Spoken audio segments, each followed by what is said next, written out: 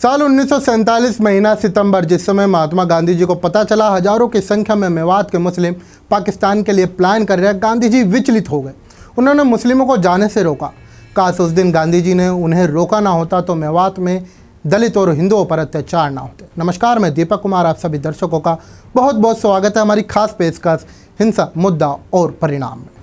मुगल काल के बहुत से शासक हुए हैं जो अपनी धार्मिक कट्टरता के लिए जाने जाते थे। उनमें से एक था औरंगजेब। उसने शरिया कानून को लागू करने और उससे पूरे शासन में इस्लामी रीति रिवाजों को लागू करने की मांग की, और यही वजह थी हिंदुओं पर अत्याचार हुआ। उनके मंदिरों को तोड़ा गया, धर्म के आधार पर भेदभाव हुआ।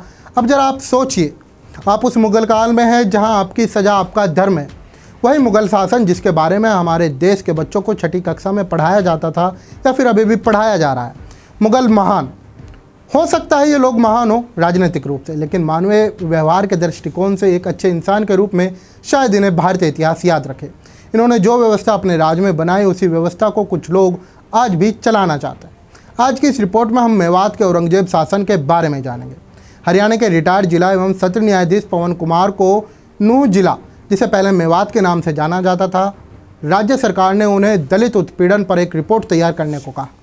इस रिपोर्ट में कुमार ने जो खुलासे किए वो वाकई चौंकाने वाले हैं।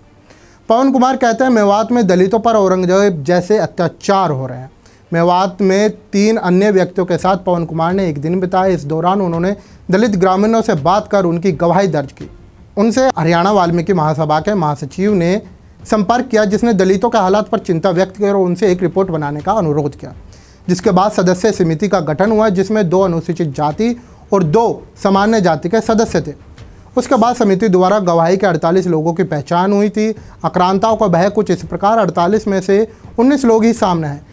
अब आपको वहाँ के बहुसंख्यक द्वारा कुछ अमानवीय अपराध बताता हूँ। फिरोजपुर नमक गांव में एक यूसुफ नाम के मुस्लिम ने नौकरी का झांसा देकर एक महिला का अपहरण किया और बाद में अपने 9 मुस्लिम साथियों के साथ सामूहिक बलात्कार किया। अपराधियों के खिलाफ आईपीसी की धारा 376 के तहत मामला दर्ज किया, लेकिन पुलिस ने कोई कार्रवाई नहीं की। महिला को अस्पताल में भर्ती कराया गया, जिसके बाद उसकी मौत हो गई। मेवाली गांव की एक दलित लड़की का 8 फरवरी 2020 को साजिद नाम के लड़के ने अपहरण किया। लड़की का आज तक कुछ नहीं पता चला। आरोपी इकबाल ने अपने साथियों के साथ मिलकर रामजी लाल का पेट काटकर उसमें रुई भर दी और उसे जिंदा जला दिया। नामजद प्राथमिकी दर्ज हुई, लेकिन कार्रवाई नहीं और पुलिस ने इसे बिजली गिरने का मामला बताया। इस मुस्लिम बहुल आबादी क्षेत्र में दलितों और हिंदुओं पर अत्याचार की लिस्ट बहुत लंबी है, जिन्हें बताने के लिए एक एपिसोड भी कम है। बहरहाल इस रिपोर्ट में आगे बढ़ते हैं। ग्रामीणों के अनुसार करीब 500 गाँव में से 103 गाँव पूरी तरह से हिंदू विहीन हो गए हैं, जबकि 82 गाँवों में केवल 4-5 हिंदू बचे हैं। ग्रामीण आगे बताते हैं, 1996 से अब तक लगभग 205 वाल्मीकि परिवारों को जबरन इस्लाम धर्म कबूल कराया गया। हालांकि ये रिपोर्ट राज्य सरकार और राष्ट्रीय अनुसूचित जाति आयोग को सौंप दी गई। इस रिपोर्ट में पुलिस पर भी आरोपियों के साथ मिलीभगत का संदेह है। ऐसे में सवाल उठता है, दिन रात दलित राजनीति करने वाले दलित नेता कहाँ थे जब इन पर अत्याचार हो रहा था? ये रिपोर्ट आपको पब्लिक डोमेन पर मिल जाएगी।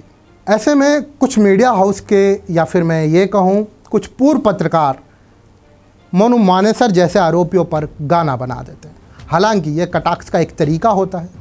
ठीक है, आपने उस आरोपी पर बनाया, मगर कोई ऐसा कटाक्ष उन आरोपियों पर क्यों नहीं बनाया जिन आरोपियों ने पेट काट कर उसके अंदर रुई भर दी और उसे जिंदा जला दिया?